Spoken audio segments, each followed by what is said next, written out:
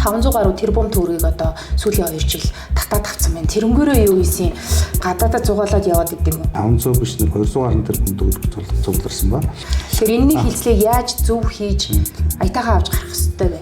Тусгай натаар орлуулчих нь баг аль талдаа шалгуухан байгаа. Нөгөө ийм өндөр цалинтай гэдгийг та хүлээн зөвшөөрөх үү? Яг хувийн хвшлийн одоо уурхайн компанитай харьцуулах юм бол бидний цалин маш бага. Одоо нэг удирдлагын цалин бол 4 үйлрэл дараалан сайн ажиллаж чадвал 6 хүртэлх сарын цалингийн урамшуул олгох юм л зохицуулт ажиллаж байгаа. Алдагдлаа л яриад байгаа. Тийм 514 тэрбум төгрөгийн хоримтлог зөвөр төлбөртэй байсан. Бэд томлоо яваад авах зүг юм уу? За дахиад өөр газарт баахан төр орлого үүсгэж тавьчих. Ингээд нэгдсэн удирдлага хариуцлага хүлээх хөнгөө нэг юм нэг удаагийн шинжтэй юм яваад чинь зүг юм уу? Аав хүний хувьд энэ нэг бол бороо гэж байна.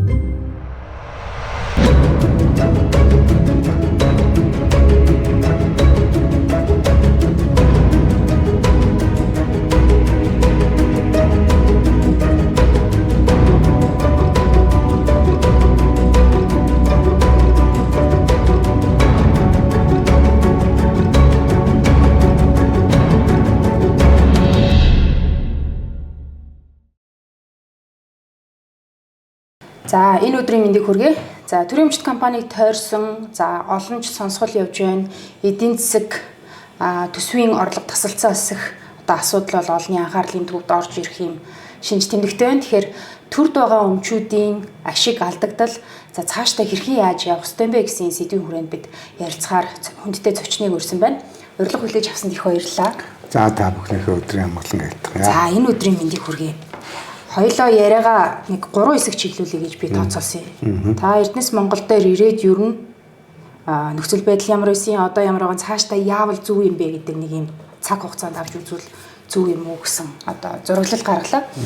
За эхний асуулт бол за юуны өмнө Эрдэнэс Монгол нэгдэл бол төрийн өмчит компаниудыг нэгтгэсэн толгой компани гэж яддаг тийм. За тоо харахаар нэг 30 компани, нэг төслийн нэгж, стратегийн 7 урд, ашиглалтын 67, хайгуулын 17 нийтдээ 84 тусгай зөвшөөрөл гэдэг юм уу. Бас ийм өргөн хүрээнд гэж харагдаад байна. Ер нь таны удирдан зохион байгуулж байгаа компани нийт одоо мөнгөн дүн за хүлээж байгаа хариуцлага хэр том юм бэ гэдэг мэдээллийг үзэгчдэд өгч. За та бүхний өдрийн амгалан айлтгая. Тэгэхээр Эрдэнэс Монгол нэгдэлт бол төрийн өмчийн уул уурхайн олборлолт, баяжуулалт, боловсруулалт хийдэг энэ төрийн өмчийн компаниудыг бүгдийг нэгтгээд Эрдэнэс Монгол нэгдэл гэдэг ийм нэгдлийн бүтц одоо гадныхаар бол corporate group компани болгож ингэж ажиллахаар Монгол Улсын засгийн газар шийдвэрлсэн.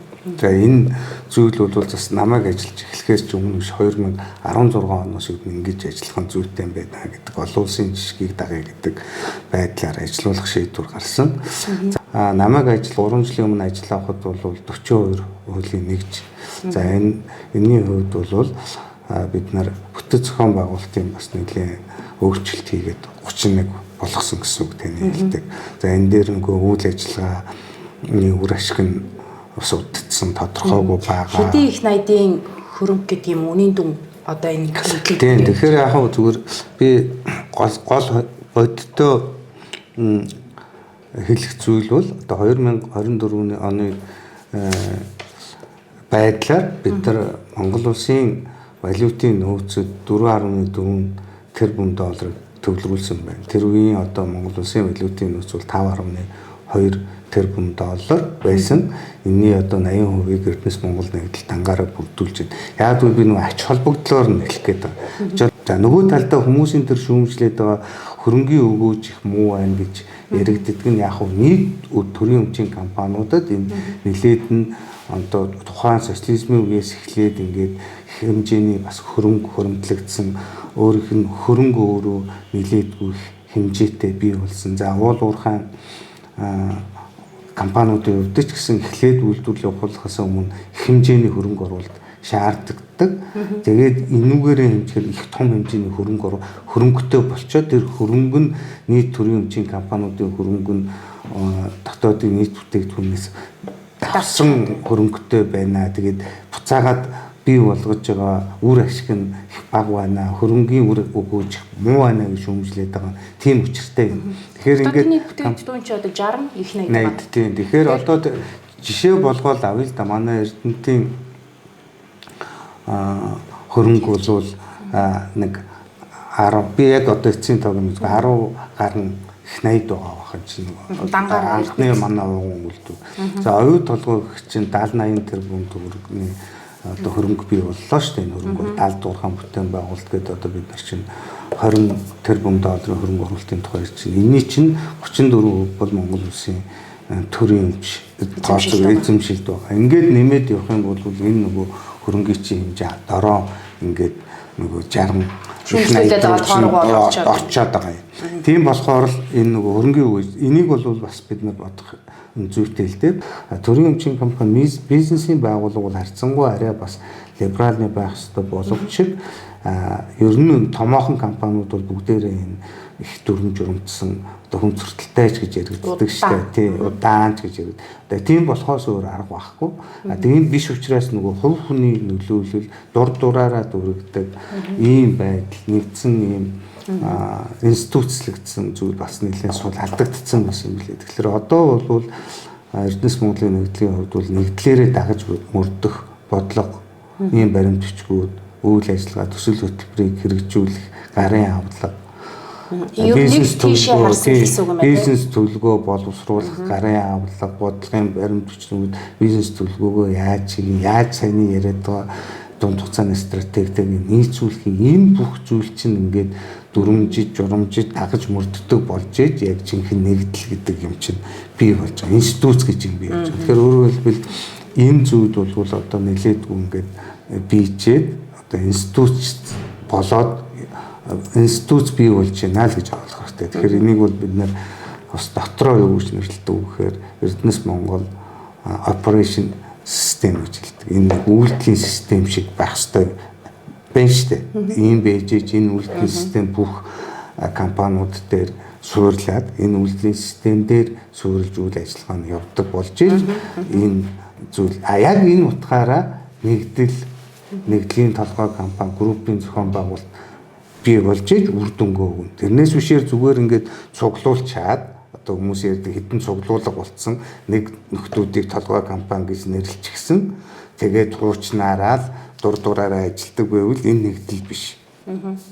Тийм учраас энэ ялгааг л зөв ойлгоогүйгээс болоод хүмүүс яг дотрооч тэр гаднаач тэр энэ мөн чанар үн цэнэ бас үндэхгүй байна. Тэгэхээр мэдээж юм бол тодорхой хугацаа шаардна. За 3 жилийн хугацаанд одоо бид ямар ч байсан ингээд суур платформуд бий болоод үйл ажиллагаанууд бол эхлэгдээд явсан. Цаашдаа бол энэ ингээд цаг хугацааны ирэхээр бол энэ өөрөө яг бодтой ингээд одоо нөгөө хоногндоо орно гэдэг чинь жигдрээд ингээ явчих юм л тогтолцоо. 3 жил ажилласан. Одоо дараагийн томилгооны асуудал яригдах гэдэг тий. Таныг хүлээж авахд хоёлоо тоо ярил л да тий. Хүлээж авахд ямар өөртөө ямар баланстай одоо аж ахуйн гэж тооцвол ямар байсан? Одоо ямар болсон гэдэг таныг тодорхой хоёр тоо хэлээд өгч. Тэндээс ч задлж асууя тий. За яг нэгдлийн нөгөө бүтэц бүрэлдэхүүний тоо бас өөрчлөгдөд байгаа учраас ингээд 3 жилийн хугацааны за алдагдлаа л яриад төгс. Барьж авахд амархан тоол алдагдлын хэмжээ. Ашиггүй ажиллаа гэж хамгийн их цолуулдаг тий. Таныг ирэхэд хэдийн алдагдaltaй. За би яг энэ өөрийн одоо би чинь нэгсэндээ бас энэ группийн толгой нэгдлийн толгой компаниг өдөр тутмын үйл ажиллагааг нь хариуцсан захирал шүү дээ тийм ээ. Тэгэхээр толгой компани дээрээ гэл аваад үзэхдээ манай толгой компани бол 514 тэрбум төгрөгийн хоримтлогдсон үр төлбөртэй байсан. Өөрөөр хэлбэл бол өмнө ингээд гадны байгууллагаас тодорхой хэмжээний зээл авсан өдөр тутмын үйл ажиллагаагаа явуулахын тулд охин компаниас зээл авсан иймэрхүү байдалтай. Тэгээд татварын үр төлбөр нэлээдгүй бий болцсон. Бусдад өгөх нөгөө өгүүлбэр нэлээд бий болцсон гэсэн гэсэн. Тэгээ одоо бол бид нар энэ өнгөрсөн хугацаанд 514 тэрбум төгрөгийг бүрэн төлж барагдуулсан. Дээр нь нэмээд сая одоо өнгөрсөн засгийн газрын хуралдаанаар бид нар энэ манай эрчим хүчний системийг авч явж байгаа хоёр компани биш Багнуур шивээ байнга үртэй гэж яригддаг, байнга алдагдaltaй гэж ярддаг, үйл ажиллагаа явуулахад маш хүнд болсон гэдэг.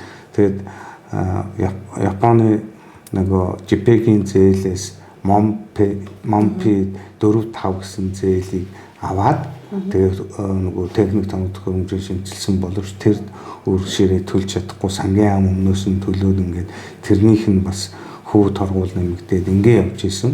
Тэгээд ийм нэг 130 тэрбум төгрөгийн асуудал хөрөнгөлөгдсөн. За мөн татвар хураамж төлж чаддгүй хөрөнгөлөгдсөн татварын өрн 120 орчим тэрбум төгрөг болсон. Тэгэхээр энэ үр төлбөрийг бол бид нар жишээлбэл барагдуулж байгаа. Шивээ аваанууд нөгөө хоёр алдагдaltaй үнээр одоо эрчим хүч нийлүүлдэг газар шүү дээ. Параметрлаа тий. Тэд нар бол ашигтай ажиллаг байх. Тэгэхээр үрийг яаж ямар логикоор төлсөн гэсэн үг? Өмнөөс нь Эрдэнэс Монгол үрээд төлчихэж гин гэсэн санаа юм уу? Тэгээ яг өмнө нэг хэд хэдэн удаа энэ өрийг хувьцаанд шилжүүлэх гэдэг шийдвэр мэдвэр гарч исэн юм билээ. Одоо өмнөх засгийн газруудын үед яг энэ хоёр компани бол бас жижиг хувьцаа эзэмшигчтэй. Бид нар нөгөө өөрийнхөө хувьцааг Эрдэнэс Монгол яг 100% хувьцаа эзэмших биш учраас хувьцаагаа нэмэгдүүлэх энэнийхээ оронд энэ хөр ширийг барагдуулах ийм боломж юм гэдэг өмнөх олон жил яригдсан асуудал юм билээ. Ингээ төлөх гэхээр Эрдэнэс Монгол нь өөрөө өртөө өөрөө санхүүгийн чадвар байхгүй. Энд чинь нэгдэл байна гэдэг маань хэдэн энэ чухал том компаниуд дээрээ суурилахаас гадна толгой компани өөрөө бас энэ жижиг ийм өөрчлөлттэй компаниудын асуудлыг шийдэж чаддаг ийм санхүүгийн чадвартай болох ёстой шүү дээ. Тэгэхээр энэ чадвартай болохын тулд бол болж иж энэ асуудал шийдэгдэж байна гэсэн. Тэгэхээр ингээд хоёр компанийнхаа хувьд гэтэл бид нар ингээд 250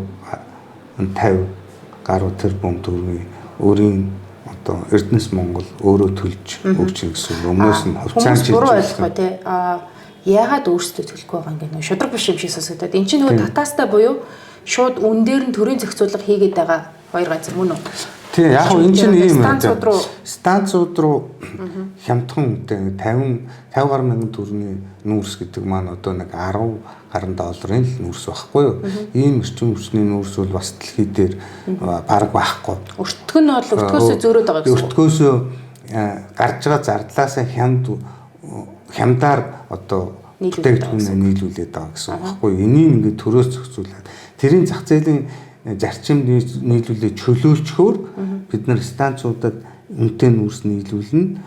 Станцууд энэ гэрэл цахилгаан дулааныг нөлөөлнө. Ингээд эцсийн ард иргэдийн одоо амьдрал нөлөөлнө гэдэг ийм логикоор олон жил ингээ бариад ирсэн. Тэгэхээр энийг яг үе шаттай ер нь бол нэгдүгээрт энэ хоёр талаасаа явах асуудал эрчим хүчний энэ түгээх, дамжуулах энэ үйл ажиллагаа энэ компаниудын үр ашиг энэ үйлдвэрлэх бас байгаа тийм үр ашиг энийг сайжруулах ёстой. Тэгээд тэгжээж энэ нүүрсний үнэн ч гэсэн зах зээлд ороод тэгээд хэрэглэгчдэд нэг их өндөр дарамтгүй дээр нь ухаалаг хэрэглээг дэмжсэн ийм байдлаар ухаан болвол тийм ингийн болвол ийм бас боломж байгаа гэдэг. Энийг бол ер нь эрчим хүчний либералчил гэж яриад байгаа. Уг нь энийг ийм том зургаар нь хийх ёстой болохоос биш эрчим хүчний либералчлыг зүгээр нөгөө ийм flat rate биш зөвхөн одоо энэ тариф гэж нэрлэж байгаа. Тэгээ энийг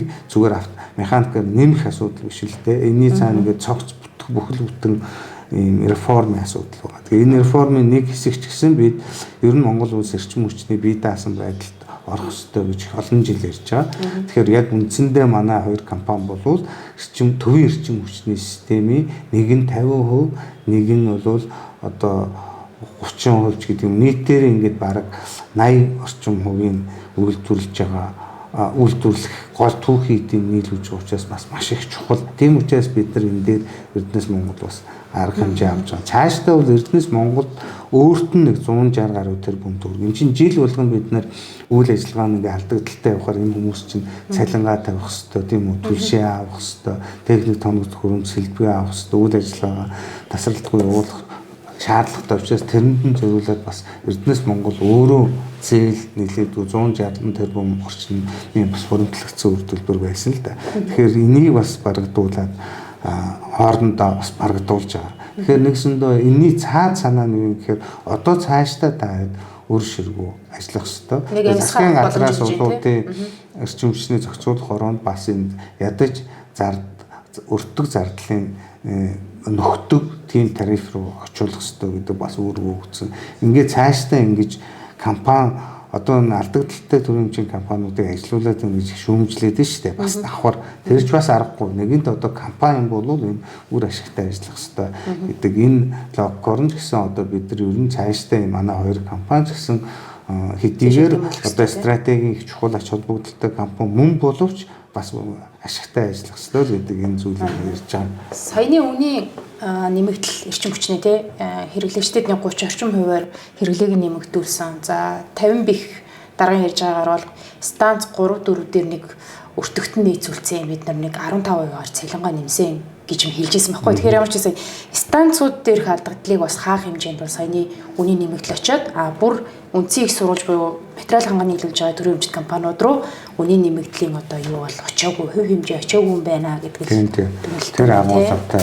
бас давхар байгаа гэсэн. За сүүлийн үед нэг танаа дээр асуудал яригдж байгаа. Менежментийн төлбөр буюу одоо хамгийн их мөнгө олдог компаниудаас борлуулалтын 2%-аар 500 гаруй тэрбум төгрөгийг одоо сүүлийн 2 жил татаад авсан байна. Тэрнгээрээ юу ийсэн гадаадаа зугаалаад яваад идэм үү гэдэг асуудал яригдж шүү дээ. Тийм зугаалж яваад байгаа. Тэгэхээр ийм ба. Асуудал байна. Эрдэнэс Монгол компани гэдэг энэ яав стратегийн урд газрын ер нь төрийн эзэмшлийг эзэмших юм хуулийн этгээд төрд одоо байхаас өөр аргагүй учраас ингээд байгаад энийг эдийн засгийн эргэлтэнд оруулах. За энэ уул уурхай сайтыг менежментийг хийх гэдэг ер нь бол нэлээд том амбицтай анх 2006 онд байгуулагдсан компани шүү дээ. Тэгэхээр энэ компани өөрөө яаж оршин тогтнох уу, яаж энэ энэ тавьсан зорилтоо биелүүлэх үгээд олон замыг туулж ирсэн байгаа юм. Тэгээд 2016 онд 14 5 онд энэ экспортын одоо зам байгаа шүү дээ. Энийг хөгжлийн банкны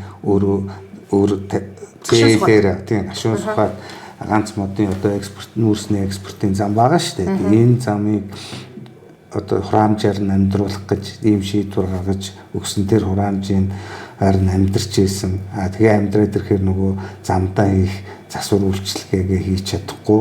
Тэргээр чинь буцаад замаа засч хянзалж явж явах хэрэгтэй үстэй. Тэрийг бас хангалттай сайн хийж чадаагүйгээс энэ зам болохгүй байна гэдэг. Энэ олон замыг туулж яваад 16 оноос бас энэ 2 хүртэлх хувиар менежментийн төлбөр аваад бас амьдраа гэдэг ийм шийдвэр гарсан юм байна лээ. Тэгээд тэр маань бас яг бодиттой хэрэгжихгүй хооронд яваад яг нэгтэн бодох бүртгэлээрээ бол нөгөө охин компаниудынхаа өөр охин компаниудаас авлага болоод орлогоор бүртгэгдээд тэрнээсээ татвар төлөх ийм бүртгэлийн гэсэн хүндрэлтэй юмнууд болоо. Тэгээ яг бид нар бол манай хоёр ялангуяа том компани бол гол менежментийн төлбөр төлөгч нь үндсэндээ хоёр манай Эрдэнэс хамтлага хоёр л баггүй да. Тэгээд энэ чигдэрсэн хоёр компани борлуулалтын 1%-аар бид нар менежментийн төлбөр авч байгаа. 500 биш нэг 200 гаруй тэрбум төгрөг цугларсан ба. Тэгэхээр энэ менежментийн төлбөрөөс орж байгаа орлогыг бид нар ямар бодлого барьж байгаа гэхээр энэ бол бидний гаргасан нэгдүгээрт дүрм биш бас олон улсад бас байдаг л практик. Энэ ингээ 16 оноос хэрэгжиж явж байгаа учраас бид нар харин ч компаниуд дээр их дарамтыг бууруулад нэг хөв болгоод авч байгаа. Энэ төлбөрөөс ер нь толгой компани өдөр тутмын үйл ажиллагаанд нэгч төгрөг зарцуулагддаггүй.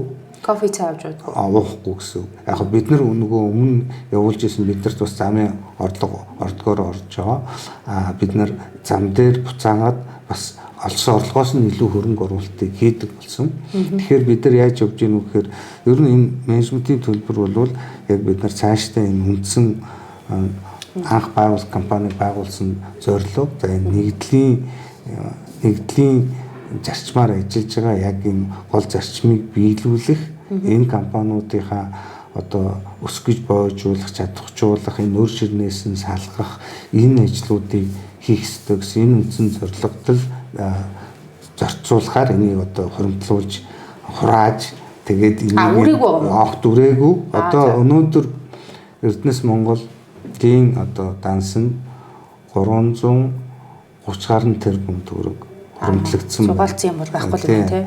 Энэ одоо хуримтлагдсан өр төлбөр одоо бид нар цаашаа ингээ ярих юм бол энэ зүгээр ингээд бид нэг шороо хатуухан илүү шороо ухаж аваад энийг ачаад экспортлдог ийм одоо хатуу бас ахаад хатуу бол хүн нэгдлийн уул уурхаас бидрээ жинхэнэ уул уурхаан үйлдвэрлэгч боловсруулдаг, аж үйлдвэрийн үндсэн түүхийд болдог, бүтээгдэхүүн хийдэг ийм компани болох ёстой. Энийг бий болгоход бас нэлээдгүй хөрөнгө мөнгө шаарддаг. Бид нар яг энэ маягаараа яваад иж болохгүй.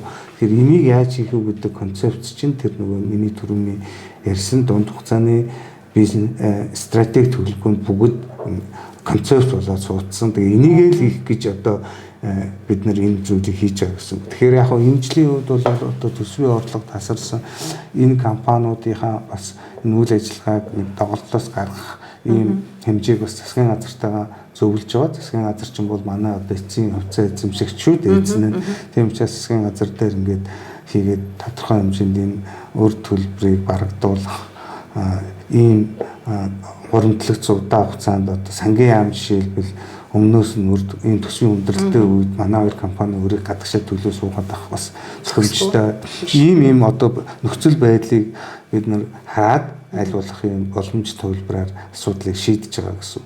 Цаашдаа бол ер нь энэ стратеги төлөвлөгөө маань яг хэрэгжээд явах ёстой, хэрэгжиж эхэлж байгаа. Тэгээ ингээд явахаар бол яг Монгол улсад уул уурхай салбар тэн дээр нэмээд аж үйлдвэр яг Монгол улс газрын баялгаа боловсруулдаг, эцсийн бүтээгдэхүүн болгодог, үн цэн түргдэг энэнд Эрдэнэс Монгол нэгдэл одоо чухал гол оройд үүсдэг. Дээр нь нэмээд хувийн хвшлүүдтэй бас үн цэнийг үүсгдэг ийм л концепц бий болоод төрлөөгөө явж байгаа. Энэ алхмуудыг хийхийн төлөө л энэ бүх ажил цуглуулсан одоо орлого болж байгаа компаниасаа нэг боломжоор нь жоох мөнгө төвлөрүүлж тэр дараа хойч ирээд бүхэн тогтвортой орлого бизнесийн өсөлтийг бий болгох зорилгоор хийж хэрэгжүүлж байгаа ажил гэж ойлгож хэлэх хэрэгтэй эцсийн үндэ. За эндээс урган гарах асуултыг би жоохон байж гад асууя. Таны асуулт яриан дотор гараад байгаа хгүй хүнээс үл хамаарсан тогтолцоо. Та одоо яг үндэ ажиллаа өгөө явах гэж штеп. Та байхгүй ч гэсэн таны тэр нөгөө нэг одоо ажилласан стратеги төлөвлөгөө урт хугацааны гэдэг зорилго чинь хүнээс үл хамаарч явах боломжтой гэж таарч байна. Энд аягүй товчхон хариулаад өөрөө тий. Хүн солигчвал манайх нэг юм солигдох гэдэг шүү дээ. За энэ бол наран цагтын төлөвлөгөө байсан юм аа. Яг тэрийг л одоо хийж хэрэгжүүлж байгаа гэсэн. Тийм учраас хэлчихсэн үү? Үндэсний баялагын сангийн хууль дотор энэ нэгдэл туваарлагдж байгаа хөрөнгө бол зөвхөн энэ нэгдлийн стратеги төлөвлөгөөнд туссан төсөл хөтөлбөрүүдийг хэрэгжүүлэхэд зарцуулна. Энээс өөр зорилгоор зарцуулахыг хориглоно гэж заа. За, хууль хүнд хүртэл бас ч гайгүй мэн. За, хоёрдугаарх нь одоо бид нэг 20 жилийн өмнө, 10 жилийн өмнө үүссэн уурхаагаасаа мөнгө олоод тэрнгээрээ цалин сэтгэврээ тавиа яваад байна. Эрдэсээс 90% хамааралтай төсөвтэй хэдүүлээ сууж байгаа тий. Өн унахаар дагаад унцдаг нэг юм эмзэг байна. Чинээр орд нээж илрүүлж чадах юм уу? Одоо танах том судалгаа хийгээд гэдэг юм. За энэ орд ашигтай. Энийг ашиглах юм байна. Энийг хөрөнгө оруулагчтай санал болгоё. За энийг хувийн хвшилтэд инги гэдэг нөгөө одоо байгаагаа мэрж идэх биш. Цаашаа явах илүү саваад хомруулах ажиллагааг яг мөнгө гаргаж хийж байна уу? Тий, хоёр төрлөөр хэлээ. Саяны стратеги төлөвлөгөөнд ингээд ер нь бол боловсруулалтынхаа төвшөнд нэмэх. За манай 6 стратегийн орд дотор 6 аж үйлдвэрийн үйлдвэр технологийн паркын загвараар үндсэн боловсруулах үйлдвэрүүдэд бий болгох, тэрний дэд бүтцийг бий болгох, тэрийг дагсан хувийн хвшлүүдийг эцсийн бүтээгдэхүүн үйлдвэрлэдэг, дараа шатны боловсруулалт гэдэг хувийн хвшлүүдэд ийм үндсэн үйлдвэрлэл явуулах хөрөнгө оруулалт боломжтой хэрлээ ш та. Хамгийн түрүүнд одоо эренбэлсэн бол. За тий. Одоо Эрдэнэтийн зэс хайлуулах үйлдвэр гээд та бүхэн очиж үзсэн. За энэ дээр бол жишээлбэл дэд бүтц зам, цахилгаан, усны бүтээн байгуулалт хийгдээд дуусчихэ тий. Нилээдгүй хэмжээний том хэмжээний газар. За Эрдэнэс Монгол нэгдэл Эрдэнэт үйлдвэр дээр тулгуурлаад зэс хайлуулах үйлдвэрийг Эрдэнэтээс гарч байгаа бүх баяжмлыг бүрэн боловсруулах зэс хайлуулах үйлдвэр байгуулсан. $10,000 зарыг гэсэн санаа шүү дээ, тий. Ер нь бол. Тийм үү? Тий. Шороотой биш, тий. Тий, шороо биш. Тэгэхээр одоо ямар проблем үүсэж байна вэ гэхээр манай Эрдэнэтэд вагон олдохгүй. Өмнө нь одоо Эрдэнэтийн баримлыг одоо Улаанбаатар төмөр зам төвлөх их юу өгдөг ус ач холбогдол өгдөг ус. Тэгээд давхар одоо олон асуудлууд хувийн хвшил ингээд ганцхан төмөр замтай. Ингээд асуудлууд үүсээд ирэхээр бид нар нөгөө эрдэнтийнхээ баримлыг экспортлоход хүртэл хүндрэл үүсэж штэ. Тэгээд наад зах нь гэхэд энэ нөгөө шороо тавилт үүсчихсэн. Тэгээд үүсгэхэд нөгөө ачаалал тавилт маш бага хэмжээнд очно гэсэн үг шүү дээ. Одоо үндсэндээ 23% хувнил яг зэвэр металл нэг 23-аас 25 стандарт шүү дээ. Тэгэхээр үлдсэн нь шороо гэсэн үг байхгүй. Тэгэхээр эний чинь бид нар 4 дахин багасгана л гэсэн үг байхгүй. Ачаа тавир маань 4 дахин багасна. За үн цэн маань бас тэр хэмжээ. Үйлдвэр арга хэмжээний мөнгө байгаа гэсэн үг. Санхүүжилтийн хэмжээ товчхон таялаад үзвэл. Яг нэг 7-оос 800 сая долларын асуудал яригдчихэж байгаа. Тэгэхээр энэ яг хөрөнгө мөнгийг үл эрдэнэт үйлдвэр бас шийдвэрлээд явчих болцоотой. Энд яг нэг доор гарахгүй. Гэхдээ бидний барьж байгаа бодлого бол бид нар ер нь Эрдэнэс Монгол нэгдэл бол энэ Монгол улсын импортын хэрэглээг хангах ийм Монгол улсын гадаад валютын нөөцүүдийн чухал хувь нэмэр оруулдаг нэгдлийн хувьд манай компаниуд ер нь орж ирсэн доллар руу айлуулах өөрсдөө шатаахгүй байх ийм бодлого стратегийг барьж байгаа. Яг энэ төслийн санхүүжилтээр айлуулах хөрөнгө оруулагчийн зардлаар ялангуяа нөгөө аж үйлдвэрийн хувьд бас нэг ийм зүйлийг олох хэрэгтэй. Аж үйлдвэр өөрөө нарийн бид нар одоо жишээлбэл өмнө зэс айлуулах үйлдвэр барьсан туршлага байхгүй. Хан айлуулах үйлдвэр барьсан туршлага байхгүй. Нүүрс боловсруулах үйлдвэр барьсан туршлага байхгүй. Нарийн технологийн горим шаардсан. За үйлдвэрлэлийн үйл ажиллагаа чигдэрч найдвартай олон жил ажиллах үйлдвэр барьна гэдэг өөрөө бас нэг талдаа их эрсдэлтэй нарийн ажил. Тэгэхээр энийг бид яаж хийх ёстой вэ гэхээр стратегийн нэгдүгээр хөрөнгө мөнгөтэй, хоёрдугаарт технологитой маш их үйлдвэр барьсан туршлагатай ийм хүмүүстэй бид нар стратегийн хөрөнгө оруулалт хийлгэж тэгээд энэ нөгөө харилцан ашигтай тэр хүмүүс энэ үйлдвэрт хөрөнгө оруулаад тэр үйлдвэрийн менежмент үйл ажиллагааг тодорхой хугацаанд өөрсдөө хариуцаад энэ хооронд бид нар энэ үйлдвэрийг ажилуулдаг эзэмшдэг боловсон хүчнийг бэлдэх ёстой. Тэр үйлдвэр жигд үйл ажиллагаанд орох ёстой, найдвартай үйл ажиллагаанд орох ёстой. Энэний дараа бол бид нар хувь эзэмшлийг үе шаттай шилжүүлэх иймэрхүү процесс хийх ёстой л дээ. Тэгэхээр энэ аж үйлдвэрийн төсөл гэдэг бол зүгээр уурхай нээж холбоотлох төслөөс үл тэсвэр зүгээр. Тэр учраас хоёр талын стратеги бодож байгаа. Нэгдүгээр өөрсдөө айлуулах олж нэг борлуулсан бүтээгдэхүүнээс олж ирсэн одоо хэдэн доллараар шатаачихгүй айлуулах гадны хөрөнгө оруулалтаар тэр чинь валют орж ирнэ гэсэн үг тийм ээ. Эрсдлийн бас баг хяналтч орж ирнэ компанид өгвөл. Тийм. Тэгээд яг ийм маягаар бүх төслөө явуулах концепц гаргасан. Хувийн хвшил санал болгох орд байна уу? Одоо төр чинь юм л бол нөгөө ордынхоо тэдэн үеийг авъя л гэж яриад байна шүү дээ. Санал болгоо за энэ ийм нөөц үе шүү. За ороод ирдэл project байна уу? 2019 оны үндсэн хуулийг одоо хүмүүлгэх ярьж байгаа. За энийг дагалтуулаад бид үндэсний баялагын сангийн хуулийг гаргасан. Өөрөөр хэлэх юм бол томоохон хэмжээний гэж нэрлээд байгаа бид нар стратегийн гэж нэрлээд байгаа орд газруудын үйл ажиллагаанаас орох үр ашгийг бол дийлэнхийг ард түмэн хүртэх ёстой гэдэг нэг ийм концепц гарч ирсэн. Тэгээ энийг бас хэрэгжүүлэх бас ч буруу биш. Энэ нөгөө байгалийн баялаг бол шахагддаг баялаг их хэмжээний одоо Монгол улсын газар дургаа баялагийг чинь одоо хүмүүс бурхнаас өгсөн бидэнд өгсөн бэлэг гэж ярьж байгаа шүү дээ, тийм ээ. Тэгэхээр эндээс бас үйл ажиллагаа явуулахаар бас ард түмэнд тодорхой хувь хүрдэг байх зарчим бас буруу зарчим бас биш гэж бодож байгаа. Тэгэхээр энэ агуулга хэрэгжих үүднээс альваар энэ том хэмжээний урт газрыг авахд үнэхээр энэ үйл ажиллагааны дийлэнх хувь нь ард иргэдэд хүрч гин үү. Одоо Монголын тал гэж бид нар ярьлаа шүү дээ. Сая 2 дахь хөрөнгө оруулалтын гэрээг хийсэн. Яг энэ зарчим дээр тулгуурлаж хийсэн. Тэгэхээр бид өөрсдөө ч гэсэн одоо байгаа бид нар 6 үйл ажиллагаан дээр бас үнэлгээ хийж байгаа. Хэрвээ одоо бид нар жишээлбэл өөрсдөө ажилуулад яг саяны үндсэн үйл заасан зарчмыг бид нар хэрэгжүүлж чадахгүй бол бид нар хэрэгжүүлж чаддаг хувийн хвшилт өгөх хэрэгтэй.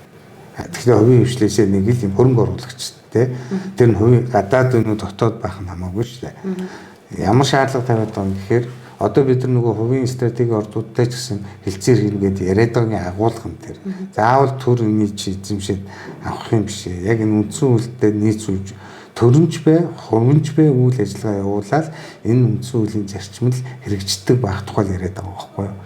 Одоо би товчхон хэлэх юм бол хэн ажилуулах нь сонирн биш ээ. Заавал төр ажилуулах нь зөв төрийн эзэмшлийн хувь хэмжээ гэдэг нь нөгөө шууд тэр нэрээрээ томьёологдоод үндэсний баялагын сангийн тухай хуулиараа нэрэгдийн хуримтлалын санд энэ 34 төрийн эзэмшлийн 34% хуваарлагдана гэж хөлцсөн байхгүй юу.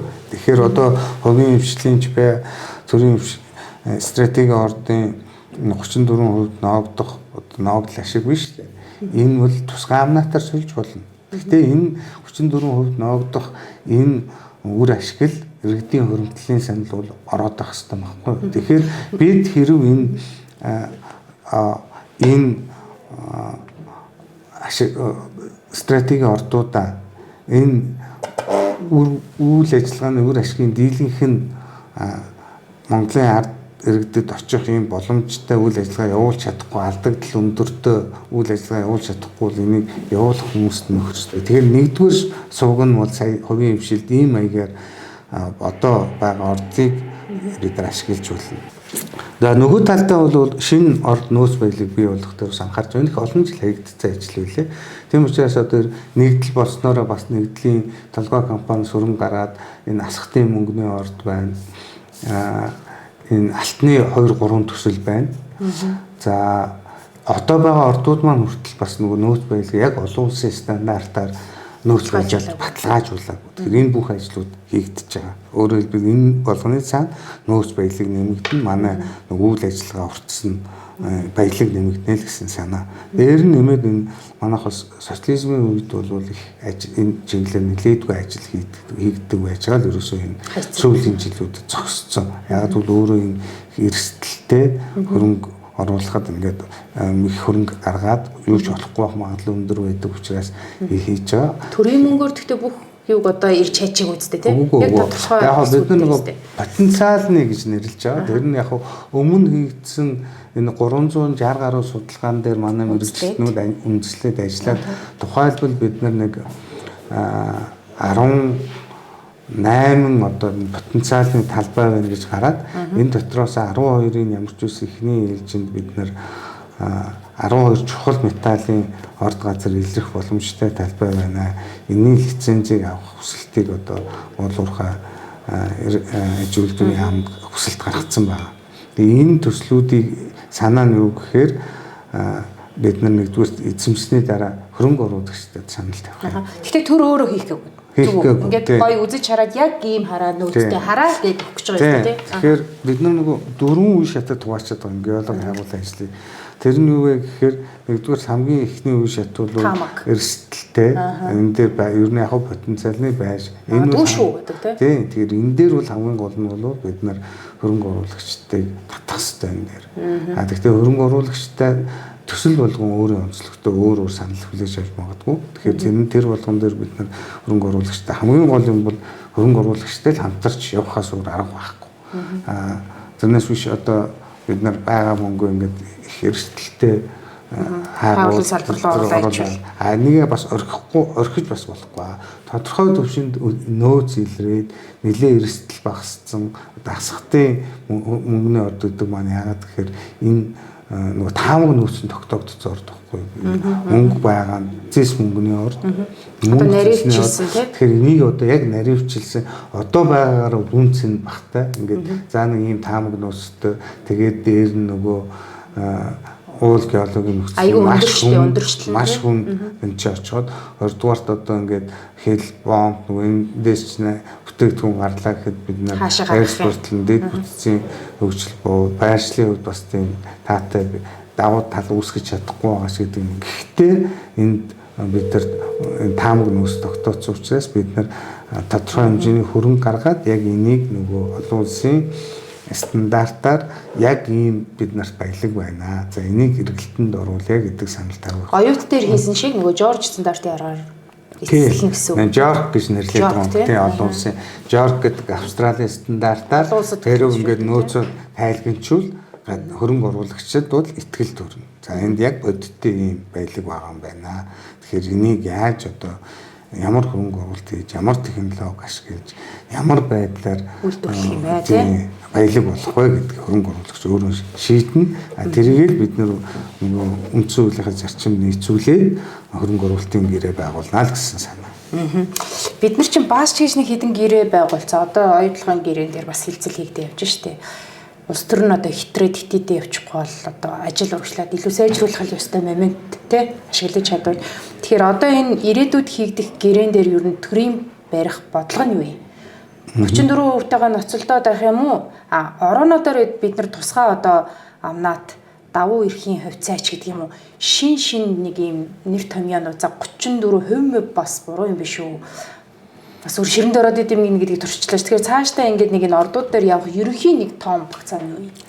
Ганцхан зарчим. Нөгөө үйл ажиллагааны үр ашигын дийлэнх нь Монголын ард түмэд 50 дээр нэмэх нэр нь Монгол улсын шууд бүртгэх өгөөч гэж нэрлэж байгаа. Сая бид нар энэ хоёр дахь хөрөнгө оруулалтын гэр энэ ураны зөөвч яваа төслийн Орона майнинг компани Францтай хийсэн гэрээг Эрдэнэс Монгол өөрөө манлайлж хийсэн санхүүгийн моделийг бас манай хан зөвлөхүүдтэй хамтарч өөрсдөө боловсруулсан. Тэгэхээр олон улсын хөрөнгө оруулалт санхүүгийн банкнд хэрэглэгддэг загварыг одоо бид нар өөрсдөө эзэмшээд энэ яг 50 дээр нэмэх нэг дийлэн хүр өгөөж гэдэг зүйл яг юу вэ гэдгийг бодож хараад чаддаг бол энэ өөрөө ингээд загвар болоод юм цааш та.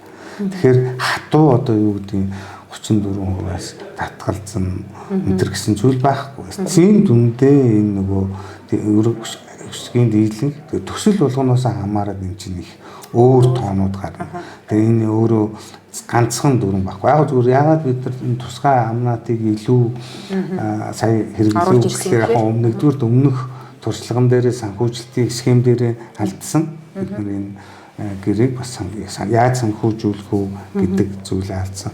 Хоёрдугаарт яг ногдол ашиг гэдэг өөрөө баталгаад бус орлого гэж бас үзэгдэг. Хэрв төсөл өөрөө эрсдэлд ороод юм үйл ажиллагааны үр ашиг нь доголдоод алдагдaltaй ажиллаж эхлүүл энэ ногдол ашиг хуваарлах болцоогүй болдог. Яг тусгай амнаас гэдэг чинь ерөөсөө тэр төсөл алдагдaltaй байна уу, ашигтай байна уу хамаагүй борлуулалт хийлээл бол борлуулалтын орлогоос нь шууд хуваард тооцоод авдаг учраас эрсдэлгүй орлого гэж үзэж байгаа юм. Тийм учраас нөгөө уул уурхайн төслүүд дээр ер нь зүгээр манайх шиг менежмент нь оролцохгүй байгаа төслүүд дээр бол голцоо тусгай амнаатаар орлуулчих нь баг аль талдаа шалгуухан байгаа. Нөгөө хувийн хвшилч гэсэн ер нь хөрөнгө оруулагч ч гэсэн төрийг нэх менежменттэй оруулаад хувь өгвөл хяналтын багцаа өгөөд тэгээд үйл ажиллагаанд тийм баг өөрсдөө төслийнхээ эрсдэл үйл ажиллагааг хариуцаад тийм учраас ер нь бол бид нар одоохондоо ингээд хувилбаруу тооцоод бодоод үзэхээр ч гэсэн одоо бид нар сая ингээд оюутлогоо орд дээр яг байгаа датан дээр үндэслэл бид нар сая бий болгосон санхүүгийн модель дээр тооцоо хийгээд үзчихэл байгаа юм л да. Тэгээд үзэхэд бол гарцаа байхгүй л бид нар тусгай амнаатыг орлуулад явсан нь хамаагүй шигтэй гарч байгаа. Одоо энэ эдийн засаг нэг юм гад байгаа юм шиг за нүүрсний хүн жоохон буучлаа 26 он ер нь яах юм бол гэдэг үед төр ингээд хувийн хвшилтэйгээ баахан нөхдүүдтэйгээ 34% яах вэ гэдэг хилцэл яваад байгаа нь яг моментийн давхцлын үед хэр оновчтой вэ? Хэр бас төр өөрөө хувийн хвшилтэй буулт хийж хоёр тал ашигтай байх ёстой шүү дээ. Ашигын төлөө явж байгаа л хувийн хвшлэх юм тий. Тэгэхээр би нэг 100 төгрөгөөр нэг юм стакан тавс аавна гэсэн чинь 30%-ийн ямар ч мөнгө гаргахгүй би өөрөө усаад үргэчээд ижсэн чи төр орж ирээд би 30%-ийн за 3 болгочих гэхээр нэг тийм шудраг биш санагдаад байна шүү дээ. Тэгэхээр энэний хилцлийг яаж зөв хийж аятайхаа авч гарах ёстой вэ? Тэгэхээр яа энэ нөгөө юм хүмүүс нөгөө 34% яг үн төлбөргүй эзэмш болно гэдэг заалтыг их шүүмжлээд эмзэглээд заримдаа бол санаатай буруу тайлбарлаад зарим нь үнэхээр бас ойлгохгүй энэ төр ийм асуудал үүсээд байх шиг байна. Тэгэхээр тэр 34% гэдэг асуудал бол өөрөө тэр хүмүүсийн оруулсан хөрөнгө оруулалтыг тооцохгүйгээр хийх тухай ойлголт биш байхгүй юу? Энэ газрын доргой байдлыг баялаг болгохын тулд бас асар хөрөнгө цаг хугацаа шаарддаг ажил. энэ чинь бүтээн байгуулалтын уурхай барин дэд үтц тийм ээ тээвэрлэг логистикийн асуудлаа урд шийдүүлж байгаа. Тэгэхээр энэ оруулж байгаа хөрөнгө оруулалтын огт тооцохгүйгээр 34% энэ авнаа гэвэл таны хэлж байгаа асуудал үүснэ.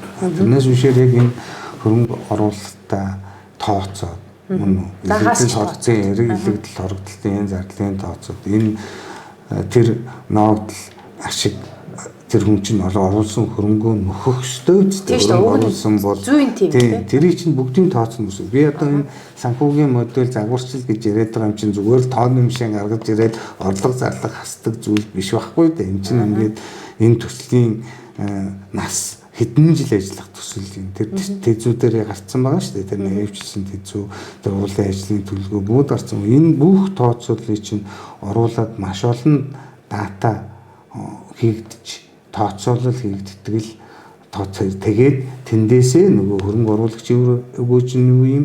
За энд ингээд бид нар яг төр гэж яриад байгаа боловч нийт ард иргэдэд зориулагдах татвар ханжаар болон ногдол ашгаар дамжуулж хүртээх шууд болоо шууд бус өгөөж яриад байна шүү дээ. Яг иргэний үед болохоор их гоё тий. Надаа юм өгч чинь миний хуримтлалын дансанд юм байна. Тэрнгээрээ би ипотекийн зээлнийг удаа ингээд авч ишгэл маш гоё сонсогдоод байгаа юм л да. 34% дээр хилцэлд ороод окей гэд гар ирсэн тохиолдол байна уу? Одоо энэ чинь өнгөрсөн хавраас эхэлсэн тий. Яг өөсмөл ордууд бол харцсангуу одоо тооцоол хийхэд арай хайлбар нөөц мөөц нэг тодорхой үйл ажиллагааны төвөгшлөнч бас нэг төвөгтэй биш гэдэг юм уу. Ингээд тэрийг хийчихэд бол бүгдээрээ ингээд зөвшөөрч байгаа. За зарчмын хувьд бас бусад стратеги орд газрууд эзэмшигчдээр бүгдээрээ бол санал нэг байна. Хацуу одоо тооцоон дээр л яг наривчилж суугаад тэр бид нар 34 Монгол талын үр өгөөжийг ямар хэлбэрээр оруулахын тулд бид нар ер нь одоо яг амнаатын хувьд жишээлбэл ер нь яг нийтлэг юм байлээ. Яг түрүүний хэлдэг нэгэн төрөнгөө оруулаад үйл ажиллагаа явуулж байгаа хувийн хвшил бол төрийг нэг менежменттэй оруулах сонирхолтой байгаа. Тэр нь бол бас зөв байхгүй юу? Төрчрээ бол нэг хэцүүлдэг тийм. Одоо ингээд нөгөө төрийн төлөөлөл тууцын гишүүн томилогдоод тэгэл тэр хүмүүс чинь бас засаглалд оруулаад ингээд тэр юмд энэ ойлгохгүй зөрчил үүснэ гэдэг ингээд бас төвхтэй асуудал зөндөө байх учраас төрийг бол засаглалтаа оруулах сонирхолтой байгаа. Тэрний оронд яг тэр зөвлөлийн үндсэн хууль заасан үр ашигын хангуулсан тусгай амнаатынхаа хэд байна энэ манай төсөл. Тэр чинь төсөл бол өөрсдөө зарим төсөл бол нэгдүгээрт ингээд тэр агуулга баялагын нөөц нь баг харнаа их хүн геолог уулын нөхцөлийн хэцүү их хэмжээний хөрөнгө оруулаад бас ашиг нь хангалттай биш байвал одоо бид нар тэрийг тооцоос өрөхгүй. Тэгээд тооцоод яг та хэд маань ийм ашиг хүртэх юм бэ? За ингээд нийт одоо ард түмэн төрд гэдэг нэрлээд байгаа тэр хэсэгтээ ямар ашиг хүртээ. Энийг ингээд ил тод шудраг ярьж ил хэлцэх тухай асуудал баггүй. Тэрнээс одоо хүний оруулсан хөрөнгийг шууд үгүйсгээл мөн шууд булааж аваад дөрөвний хэлдгээр аягтай цагийн тийм шууд авч уугаал ийм юм биш л дээ. Тэгэхээр энийгээ хэдүүлээ бас их сайн ойлголцох хэрэгтэй. За бид нар ч яг одоо яг олон нийт бол бас мэдээж ойлгох хэрэгтэй. Гэхдээ хувийн хвшлийг аягүй сайн ойлгох гомдоохгүй байх тийм. Хувийн хвшлийнхэн бол ойлгож байгаа. Сая одоо ингээд нэг оюутлын хэлцээр яваал энэ дээр нэг онтрогийн орд газар лиценз тэр нь одоо оюутлогоо бүлэг ордын 30% баялагын 30%-тэй тэнцэж ийн гэл ингээд нэг юм сонсгол яваад байна шүү дээ. Энэ дээр ч гэсэн бид нарын санхүүгийн загвараа босгоод хөрөнгө ёгийн талтай зүгээр хэлцээрүүлэх аль биесний хэлцээр эхлэегүй л дээ. Зүгээр санал солилцох одоо тандах гэдэг юм уулзтайгээд бид бол ингэж хийж байгаа. Гэхэд бол ер нь энийг нэг үүсэхгүй л болж байна. Хамт сууя. Тооцоон дээр сууя. Бидний ганцхан зарчим юу вэ гэхээр нөгөө тал нэг өөр тоо ирээд идэг. Өөр модель юм гаргаж ирдэг. Нэг юмар хэнийг хэлээр ойлголцох хэрэгтэй шүү дээ тал тий. Бид нар өөр юмар ирээд гараал гэж ойлголцохгүй. Тэгэхээр оронд яг ингээд сая бол бид нар энэ ороно майнингийн гэрэн дээр чинь хоёр тал яг нэг загвар дээр суулаа шүү дээ. За танаа өөрөөсөө эхлээд загвараа хийсэн. Тэгээ ингээд зөрөө гараад ирэхээр энэ юунаас болов гэд үзэхээр чинь бас алдаатай тооцоолсон юм хоёр талд байгаа байхгүй юу? Эцэлний доо удаан. Тийм тэгэхээр тийм. Тэгээд энэ дээр алдаа болж байгаа. За энэ дээр чинь та нар ингээд энийн дээр ингэсэн юм биш та. Манайх ингэсэн юм биш та. Яг зүүн яах хэрэгтэй вэ ингэх хэрэгтэй. Тэгэхээр ийм юмд явахаар чинь яг л тоо тодорхой эргэлзээд байх юм байхгүй, нууц юм байхгүй. Тийм яг энэ дээр бол яг ийм схемээр хувийн хвшлүүд хөрөнгө оруулагчид аль алинтай ингээд ярихад бол ерөөсөө ойлголцохгүй асуудал бас богт биш байхгүй юм чинь харилцаанд ашигтай байх хувилбар шүү дээ. Түүнээс бишээр хэн нэг нь нэгийг шулах гад юм уу нэгнээс илүү зүйл авах гад тэ хүний оруулсан хөрөнгийг дээрэмдэх гэдэг тухай асуудал. Тэр ч гэсэн өөрөө энийг их ойлгох хэрэгтэй. Бизнес ялангуяа энэ дундаа одоо би ингээд ажиллахад уулуурхаан салбар дээр ямархуу бэрхшээл гарч ийн хөрөнгө оруулагчдад ямархуу бас бэрхшээл ойлгож байна. Энийг ингээд төрийн захиргаа, төрийн институт, төрийн яамны дарга ажилтан биш яг компани зүгээс компани эзэн компани үйл ажиллагааг компани менежерийн нүднээс олж харж ийж ингэж л зэрэгцэж ойлголцох хэрэгтэй юм лээ л дээ. Тэгэхээр бол цаашдаа ер нь тийм л юм юм гэсэн үг. Энэ төрийн өмчит компани одоо байгаа 31-ийг цөөлөх ёстой юм шүү дээ асуух гэсэн. Олон нийт гэдэг юм уу залуучууд бол төр ийм их хэмжээр яах юм бэ? Хувьчлаач ингэж гэдэг шаардлага өндөр байдаг шүү дээ. 31-ийг бууруулах хэрэгтэй юу? Тийм бууруулаад бид нэр тодорхой төслийн компаниуд энэ төр хэрэг хугацаанд ажиллах ёстойг бас агуурчлан төрөвчээл дүрм журмаа тодорхой болгоцсон. Хэрв энэ тодорхой хугацаанд бидний төлөвлөсөн байдлаар үр ашиг өгөхгүй бол татан болгохаас өөр аргагүй байхгүй. Яг нь төрд ингээд байх ёстой компаниуд гэвэл стратегийн ач холбогдолтой үйл ажиллагаа гэдэг зүйл байгаа. Төрийн одоо валютын нөөцийг бүрдүүлэхдээ их чухал үр гүйцэтгэж байгаа ийм компаниудыг бол бас төр аваад явах нь илүү үр ашигтай байна гэдэг нь өнөөдрийн датан дээрээс нь харагдаад байгаа байхгүй. Яг уул уурхайн компаниудын юг төрд төвлөрүүлж байгаа татвар хураамжийн төвлөрүүлж байгаа валют ингээд гаргаж байгаа экспорт тийм үү нэг одоо тоонд бүтээгдэхүүн ногдож байгаа төсвийн орлогч гэдэг нь ингээд аваад үзвэл бас төрийн эмчийн уул-уурхайн компаниуд бас тийм ч муу ажиллаад байгаа зүйл бас байхгүй. Харин ч яг энэ агуулгаараа бол илүү сайн ажиллаж байгаа компаниуд чадахгүй бол бид нар түрүүний хэлдэг ховчлох мөн олон хэдийг болгох тэрийн үр ашигтай нөгөө түрүүний зарчмаар үр ашигтай ажиллаж чадах хүмүүс нь ажиллуулдаг явах нь зүйтэй гэдэг ийм байр суурьтай. Энийг бид нэр тодорхой болсон гэдэг юм уу тутам болгохын тодорхой болсон дахиад компаниуд энийг бол манай яг төрийн эмчийн бодлого зохицуулалтын газраас улсын хурлд нөгөө өмч өвчлөлийн үндсэн чиглэлээр оруулахаар бэлтэж байгаа юм байна. Тэн дээр бол бас үндэслэл судалгаа тооцоотойгоор ерөөсөө бид нэр энэ эх 4 жилч гэдэг юм уу энэ компаниудыг хувийн хвшилжүүлээ хөвчлээ төр авч явах боломжгүй юм байна гэдэг зүйлийг хийж байгаа. За тэгвэл 60 оны хуулиар нэг бэд томилдог юм жишгтэй болсон. Төрийн 95 оны. Төрийн хамгийн их мөнгөтэй экспортын орлого одоо олдог Эрдэнэтийн араас Эрдэнэс 5-7 гэдэг том компани байгаа тий. За нэлээд том халигд сэлгэж байх үед нь одоо удирж исэн үеийн шоронд дараас нь ингээл дандаа бэд томилсон. Бэд томлоо яваад ах зүг юм уу? За дахиад өөр газар баахан төр орлого гүйцэтгэж тавьчихна. Ингээд нэгдсэн удирдлага хариуцлага хүлээх хөнгөө нэг юм нэг удаагийн шинжтэй юм яваад чинь зүг юм уу? Аав хүний хувьд энэ бол боруу гэж байгаа. Ялангуяа яг дөнгөж нөгөө нүүрсний сонсгол болоод бас нийгэм тухайн үед бас хэцүү нөхцөл байдал Монгол улсын валютын дарамтанд ханшны дарамтад бодиттой орсон шүү дээ. Бид нар 22 онд өдөрт ханш 50-60 төгрөгөөр өсөрч за хүмүүс хувь хүн өдөрт $400 энэ гүйлгээ их $400 худалдаж лимит тавигдаж тэр нь бас биелж чадахгүй байсан шүү дээ. Ийм нөхцөл байдалд орсон үед бол гарцаагүй бэд томлохоос өөр арга бол байгаагүй. За тухайд. За тэрнээс хойш яа тий. Тэрнээс хойш ер нь бол ингээд энэ таны хэлдэг төр орлон гүйцэтгэгчийг улс төрийн нөлөөллөөр тавьдаг биш. Яг энэ компаниудыг удирдаад аваа явж чадах одоо мэрэгжлийн болоод ажлын туршлагатай тийм ёс зүйн хувьд аваад явах юм чадвартай улсуудыг яг тодорхой шалгуур үзүүлэлтээр сонгон шалгаруулж томилох ёстой.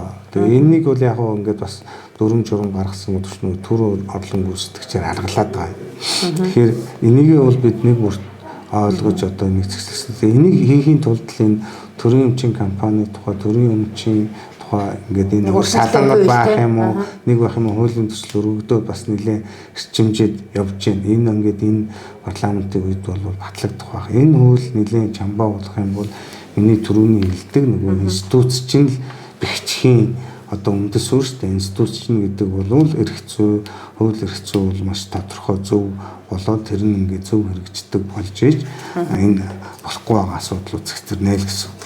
Танах төрийн одоо өмчит охин компаниудынхаа доороо байгаа компаниудынхаа худалдаа авалт руу шууд ордог уу? Үгүй.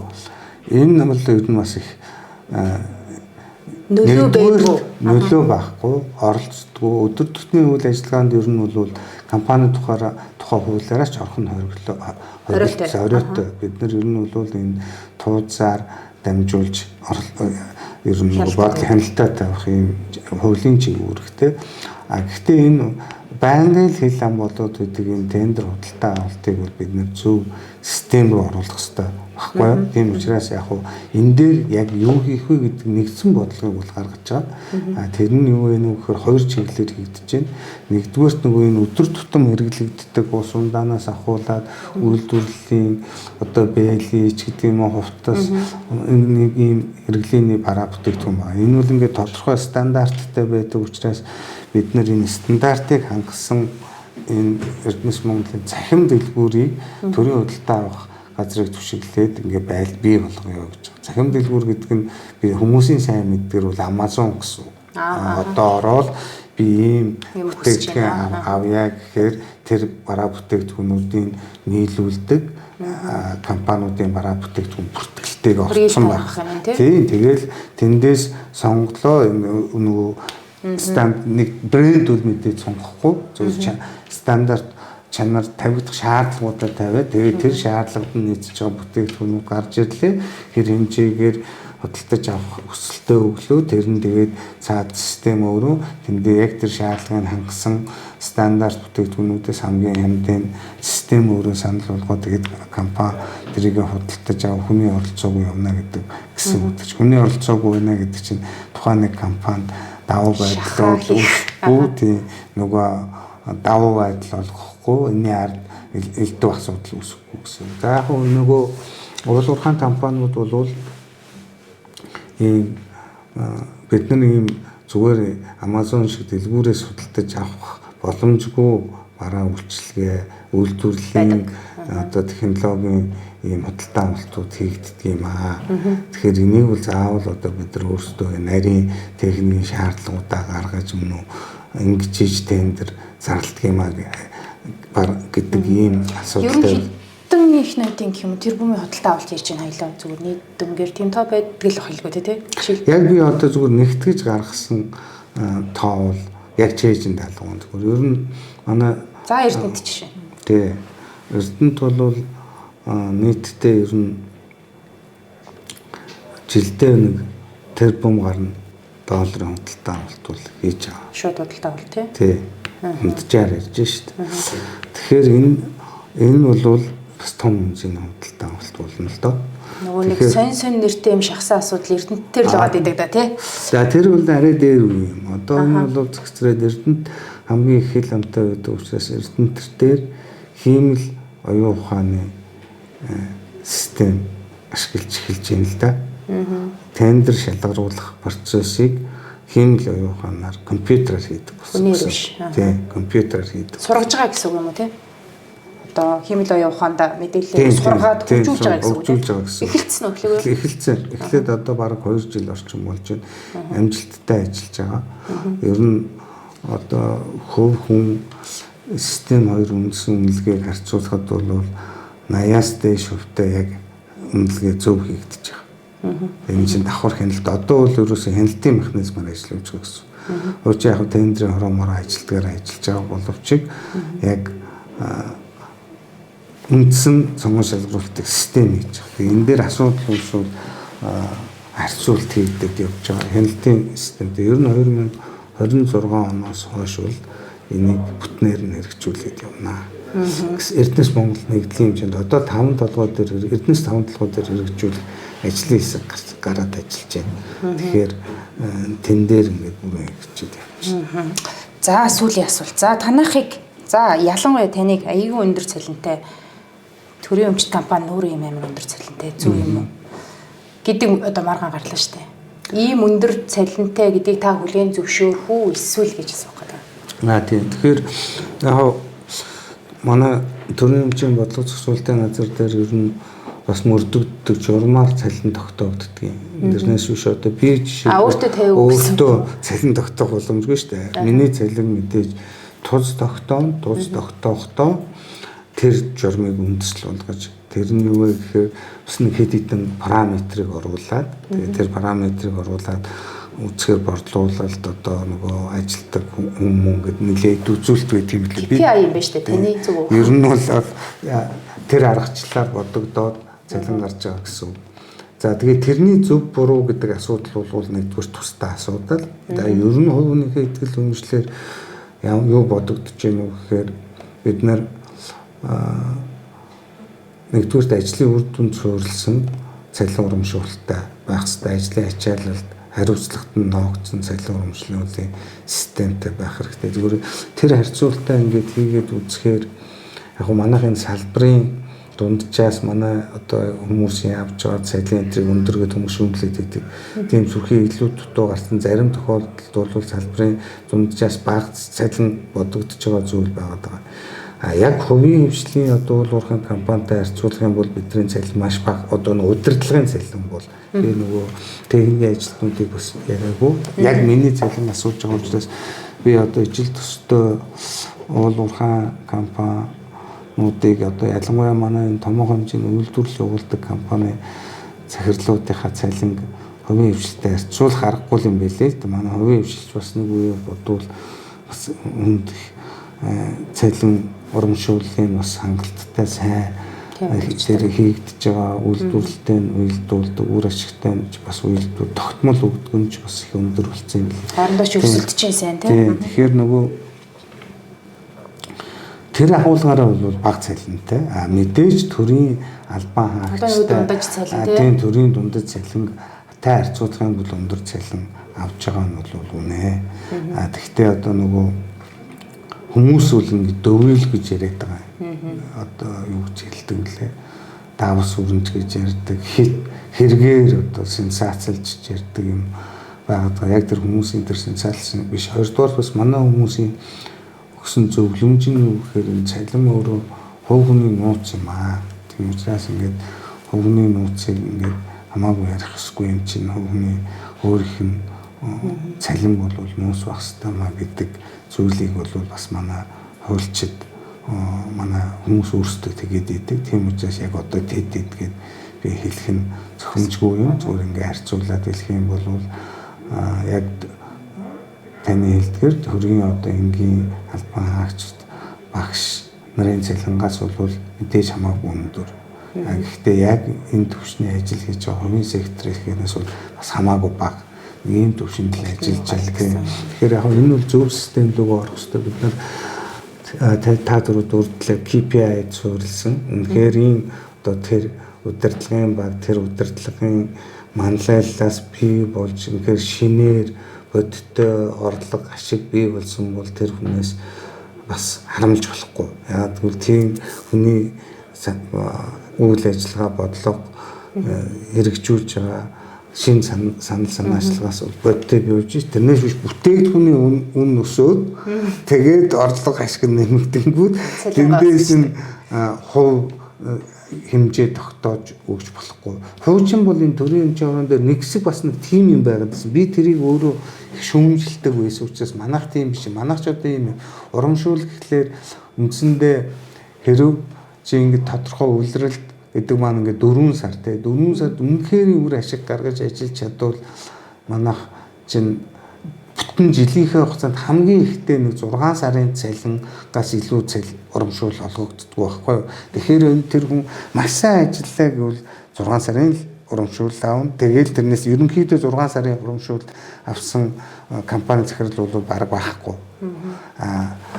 Тэгэхээр эн чинь хязгаарлалт өгч чинь өөрөөр хэлбэл ямар хязгаарлалт хийж өгч юм гэхээр хэрв одоо нөгөө яг цэвэр ашигын юм уу тэдүү гэх юм бол манайд чинь маш өндөр хэмжээний цалин авах боломжтой хүмүүс байж тээ. Жишээлбэл Эрдэнэс 5 толгой нөтнөө 4 их найдын ашигтай ажиллаа. Тэгээд 4 их найдын 1% алгам гэдэг ч юм уу замбраагүй гэх юм болно шүү дээ. 0.5-ыг олгосон ч замбраагүй гэх юм болно. Тийм учраас яг бид нар яг ер нь яг хувь хүний цалин болвол цалиндаа санаа зовхгүй ажилдаа бүтэн төвлөрөөд явхад тэр хүний бас яг мэдээж Монголынхоо нийгэмтэй харьцуулсан хэмжээнд цалин хөлс бололцооны амьдралд нь хүрдэг цалин авчвал тэр хүн ажилдаа төвлөрч ажиллах ёстой. Үнэхээр төвлөрч ажиллаад бодиттой үр дүн гаргавал тэр хүнд бас бүтэн жил бодиттой үр дүн гаргаж чадах юм бол улирал улирлаар нь ажлын дүгнээд явдгийн. Тэгээд 4 улирал дараалан сайн ажиллаж чадвал 6 хүртэлх сарын цалингийн урамшуул олгох юм л зохицуулт ажиллаж байгаа. Эрдэнэс ЭТТ маань одоо хөрөнгөний биржид гаргана гэж засгийн газар амлалцсан шүү дээ. Энэний бэлтгэл ажил хэрэг хангаж байна. Хэдэн хувийг нь биржээр гаргаад олон улс нэлтэд зарах гэдэг байна. Тэгвэл одоо бэдмэтийн зовлон авах болно шүү дээ. Тийм. Ер нь энд бас нэлээл бас маргаан дагуулдаг засгийн газар дотрооч тэр ер нь яг уулуурхай ашигт малтналын хуулиар бол стратегийн урд газрын 10% хөрөнгөний биржтэй нээлттэй харилцах юм бас хуулийн зохицуулттай. Тэр утгаараач арилжаална гэдэг тэр Германы хувьцаа бол Эрдэнэс 5 толгой дөр өөртөө нь байгаа. Хувьцаа компани шүү дээ. 1072 иргэдийн хувьцаа өөрөө амь оруулах хэсэг 27%.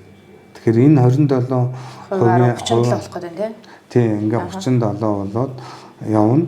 Тэгээд цаашдаа ер нь бол 20 хүртэлх хувийг гаргах гэсэн бас тийм тогтоол шийдвэрч байдаг юм билээ өмнөх. Тэгэхээр ингээ үе шаттай хийгээд явах хэрэгтэй. Иргэдийн энэ 1072 хувьцааг 2 дахь зах зээл дээр ингээ хувьцаанд шилжүүлж гаргах тухай иргэдтэй асуудалч ингээд яригдаад байгаа. Их хурл дээр бол их зүүн үндсэн тавигдсан. Тэгэхээр дахиад бас маргаан үүсдэг. Ер нь энэ 1072 иргэдийн хувьцааг ингээд мөнгөтэй идэх компани худалдаад авчих штеп. Өмнөх нөгөө ягаан тасалбар шиг л хэр нөгөө юм бэ ойлголттой хувьцаа. Тэгэхээр яг одоо бол тэр цаг үеэс их өөр боловч ер нь үнэхээр л хувьцаат компани хувьцаа эзэмшиж байгаа бол яг бодиттой жинхэнэ хувьцаатай л болох хэрэгтэй. Ард хэрэгэд компаниуд ч гэсэн хувьцаагийн чөлөөтэй худалдадаг хувьцаа нь эргэлтдэг өвлөгддөг тийм энэ чинь өмчл хөрөнгө штэ тий. Тэгэхээр энэ эдийн засгийн эргэлтэнд ордог юм л юм руугаа орох хэрэгтэй гэж би бодож байгаа. Эрдэнэс 5 толгойг хувьцааг нь амь оруулах хэсэг асуудал нэлийн хүчтэй ирээдүйд төлөвлөлттэй шүү дээ. Арилждаг, борлуулдаг, захиран зарцуулах эрх хүсээд шүү дээ. Тэгэхээр энэ дөрвөн хэмжээний компаниудыг нээлттэй болгох, ер нь олон нийтийн нээлтэнд оруулах гэдэг асуудал нь удаан хугацаанд хэрэгжсэн хийх нь бас зөв. Тэгээ хамгийн ихэнд хийгдсэн байгаа нь бол энэ Эрдэнэс 5 толгой чинь иргэд 1072 хувьцаа эзэмшиж байгаа. Тэгэхээр 1072 хувьцааг бол эзэмшүүлэхдээ энэ ингээд том хэмжээний төрөний бид тэрийг ярьдаг сэдв рүү орж байгаа. Ер нь энэ том хэмжээ газрын баялагынхаа үр өгөөжийг ард иргэдэд яаж хүртэх үү гэдэг л янз янзын хөлбөрийн нэг нь л энэ хамгийн том нүүрсний компанийнхаа тодорхой хэсгийг хөвчилсэн л асуудал байхгүй. Өөрөөр хэлбэл 1072 компани 27%-ийг ард иргэдэд хөвчлээд өмч болгоод өгсөн гэсэн. Энэ бол одоо үндэсний баялагын сангийн хууль гарахаас өмнө хийгдсэн нэг ажил. Тэгээ энийг ингээд хөвчилж өгсөн бол одоо ингээд хүнд маа чи энийг чамд өглөөгөө өгчөө чи зарж болохгүй юу шилжүүлж болохгүй гэсэн юм байдалтай байлгад нь өөрөө ингээд агуулгаараа зохимжгүй л болчиход байгаа. Үндэсний баялагын сангийн хууль гарснараа яг цаашдаа ер нь энэ уул уурхаан гас олох орлого үйл ажиллагаанаас ард иргэдэд хүртэх үр өгөөж маш тодорхой хөгжлөгдсөн байхгүй. Одоо дахиж бид нэр ийм арга хэмжээ авах шаардлагагүй. Яагаад гэвэл ер нь стратегийн урд газраасаа л ер нь иргэдтэй шууд болон шууд бусаар үр ашгийг хуваарлдаг ийм маш тодорхой хуулийн зохицуулалттай болцсон. Тэгэхээр цаашдаа энэ хуулийг хэрэгжүүлээд явах хэрэгтэй. Өөрөөр хэлбэл иргэдэд энэ төрийн эзэмшлийн 34% ноогдох ноогдол ашиг эсвэл тэнцвэрх тусгай амнаатын орлогыг иргэдийн хөрөнгөлийн санд төвлөрүүл. Хүмүүс одоо ингээд нэг 100 хэдхэн мянган төгрөгийг голоод өмнө 100 хэдэн мянган төгрөг байгаагүй 1072 хувьцаанаас ч гэсэн ногдол ашиг өгдөггүй байсан шүү дээ. Сүүлийн 3 жилдэл ер нь үндсэндээ 3 удаа тараасан. Цаашдаа ер нь тараана гэсэн бодолтой байгаа гэсэн хамгийн зөв юм чинь бид нар энэ төр хувь ялгаагүй стратеги ордоос хөрөнгөлийн санд хөрөнгөлөгдөөд явдаг болж энэ зөв систем нөгөө орно. Одоо эхний ээлжинд орон сууцнд хуваарлагдаад явж байна. Ипотекийн зээлийг өмнө нь бид нар яадаг гэсэн гэхэл бодиттой биш мөнгө хэвлж хийсэн учраас энэ орон сууцны үн өссөн төгрөгийн ханш чинь ингэж хэмжээндээр унсан. Одоо бол тогтолцоо ингээд өөрчлөгдөд иргэдэд бас бодиттой хөрөнгөл цаашдаа ингээд бий болох энэ болцоо бий болсон гэсэн. Энэ дээр та нэг товчхон хариулаад байна. Нөгөө баялагын сан дээр байгаа одоо миний мөнгө те одоо төлсөн мөнгөөр нэг удаадаа сургалтын төлбөр ипотектэй урьдчилгаандаа зарцуулж болно гэсэн хуультай. Гэхдээ дагалдах журмууд нь орж ирээд яг хэрэгжиж эхлэхгүй ш. Тэгэхээр дахиад нэг ийм шилийн стаканта ус тавьчаад хараад байжээд тэгж жагаад хэрэгжилж болно шүү. Тэгэхээр бас энэ нэг ойлголттой. Энэ ингээд бодлогын үгээр ер нь л энэ хөрөнгөлийн сангийн мөнгө чинь өсч байгаа гэсэн үн цэнийг алдахгүй гэсэн санаа. Мөнгөний үн цэн гэдэг өөрөө хөө учраас бодлогын үгээр энэ үн цэнийг алдаахгүй иргэдийнхээ мөнгийг үл өсгөж чинь гэсэн. Гэхдээ яг бодит байдал дээр одоо өнөөдөр та ингээд шууд 100 мянган төгрөг аваад ипотекийн урьдчилгаа төлөөд ч юм уу тодорхой юмд хэрэглэх гэхлээр бас арай л болохгүй байгаа зү тийм ээ хүүхдийн тэгэхээр яг нэг 30 он гэдэг хугацаа тавьж байгаа санаа нь бид нар аль болох энэ дээр нөгөө стратеги ордуудын хилцээрийг хийгээд энэ оюут толгой өнтрөөс ногдол ашиг өнтрийг хүртээдэг болох гээд ингээд юм хилцээ юм явуулаад байгаа чинь энэ мөнгө нь яг бодиттой болсон хөрөнгөлөлтийг бий болгож өгье хэрэгтэй. Жинхнээсээ одоо орон сууцны ипотекийн урьдчилгааг өгчих болцоотой болгох тэр төвшөнд очих. Жинхнээсээ сургалтын төлбөрийг өгдөг болчих хэмжээний тэр хооронд чинь энэ мөнгө төгрөг нь аривж чинь энэний хөрөнгийн удирдлага хийдэг болцоо болно. Энэний дараа бол танд тэр бол хооронд бас журам дүрм нь тухайн нийгмийнхээ онцлог, тухайн цаг үеийнхээ онцлогтой тохирч бас гарч ирэх ёстой. Тэгэхээр энэ бол бодиттой яг ийм иргэдэд очих үр өгөөж бий болсон гэж ойлгох. Төр аваад идчихгүй байгаа. Хэдүүл нэг ирээдүйн өв сан гэл гой сан байгуулснаа мөнгөгүй бас нэг онцгой туршлага байгаа. Тийм. Тэрийг одоо иргэдийнхийг болж чадахгүй. Яг ирээдүйн өв сан гэдэг маань яг иргэдийн нэрийн дансууд дээр үүссэн. Та одоо нэрийн дансан дээр ингээд мөнгө харж байгаа тохиолдолд энэ мөнгөийг чинь таны мөнгө штэ. Энийг бол өөр хүн аваад авчих болцоогүй гэсэн санаал да зүгээр агуулгаад би хэлж байгаа. Ирээдүйн сан маань яг бас энэ төсөв санхүүгийн хүндрэл тэгтээ бас энэ менежментийн ч асуудал бас байна. Ингээд яг хувь хүний дансан дээр нөгөө биш чинь төрийн сангийн дансан дээр төв банкн дээр байсан данснаас л яг шаардлага гараад хэрэгэлсэн гэсэн үг. Тийм. Одоо тэгээд бас нэг тэгэхээр энэ гэхдээ цаашаа бол гарч ёсгүй. Энийг бас нөгөө талаас аргументаар тайлбарлаад байдаг. Тэгэхээр ер нь бол яг шудраг хөрөнгөлөлт бий болоод яг нэг бид тэдэндээ нэгдсэн ойлголт нь нэг хүрээд тэгээд тэр дүрмээ тохирчвол тодорхой хугацаанд ер нь урт хугацаанд авч явах хэрэгтэй. Тэгэхгүй болохоор л ийм байдал. За яг одоо 3 жил болоод хуулиа өөрчилж аваад аваад тэр гэхэргүй. Энэ тогтолцоо бол ер нь зөв чиглэл нь гарсан шүү. Харин бид нар энийг эвдэхгүй сайжруулах хэрэгтэй. Энэ буруу тийш нь зөв тийш нь сайжруулж явах хэрэгтэй. За цаг гаргаж ярилцсан их баярлалаа. За баярлалаа. За энэ удаагийн ярилцлага маань энэ түрээд өндөрлөж байна. Хамт байсан үзэгч танд их баярлалаа.